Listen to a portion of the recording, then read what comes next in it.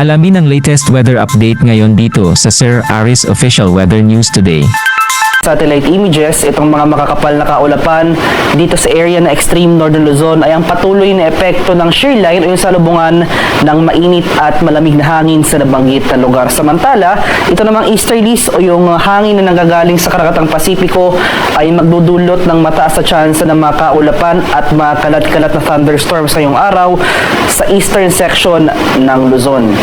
Dito sa Metro Manila at sa malaking bahagi pa ng ating bansa ay makaranas muli tayo ng mainit at maalinsangang panahon ngayong araw, pero posible pa rin yung mga biglaan at panandaliang buhos ng ulan na dala ng thunderstorms pagsapit ng hapon hanggang sa gabi. At sa kasalukuyan wala rin tayong minomonitor o namamataang low pressure area na posibleng maging bagyo na maaring makaapekto sa ating bansa sa mga susunod na araw. At para naman sa magiging lagay ng ating panahon ngayong araw dito sa Luzon, dahil sa epekto ng shear line, nasahan natin itong mga kaulapan na may mga kalat-kalat na pag-ulan, pakulog at pagkidlat sa bahagi ng Batanes at Cagayan, kabila na dyan ang Babuyan Islands. At dahil naman sa easterlies, ito yung mainit na hangin galing sa Karakatang Pasipiko, makakaranas rin tayo ng mataas na tsansa ng mga pag-ulan ngayong araw sa bahagi ng Isabela, Aurora, pati na rin dito sa lalawigan ng Quezon. For Metro Manila and the rest of Luzon, makakaranas tayo ng generally fair weather conditions simula ngayong umaga hanggang sa tanghali.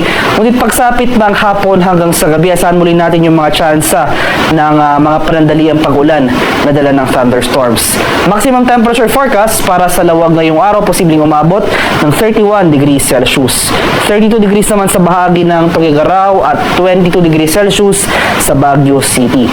Maximum temperature forecast para sa Metro Manila ngayong araw, posibleng umabot ng 31 degrees Celsius. 32 degrees naman sa bahagi ng Legazpi at 30 degrees Celsius sa area ng Tagaytay. Ito naman sa Palawan, Visayas at sa Mindanao ay generally fair weather conditions sa ating inaasahan throughout the day. Maghanda pa rin tayo sa mga pag-ulan na dala ng thunderstorms, especially sa late afternoon to evening. So ngayong madaling araw pa lamang, may mga naitala na tayong early morning thunderstorm activity sa ilang bahagi ng Mindanao. Dito sa area ng Zamboanga Peninsula, Northern Mindanao at Barm, panandalian lamang yung mga pag-ulan na ito. Inaasahan natin na mas magiging maliwalas na ang ating panahon hanggang umaga, hanggang sa tanghali. Pero pagsapit muli ng hapon hanggang sa gabi, posible muli yung mga tsansa ng mga panandalian at biglang pag-ulan na dulot ng thunderstorms. Maximum temperature forecast para sa Kalayaan Islands at Puerto Princesa ngayong araw, posibleng umabot ng 33 degrees Celsius. 32 degrees naman dito sa Iloilo at 32 degrees Celsius sa area ng Cebu at Tacloban. Maximum temperature forecast para sa Cagayan de Oro ngayong araw, posibleng umabot ng 32 degrees Celsius. 33 degrees naman sa bahagi ng Davao at 33 degrees Celsius sa area ng Zamboanga.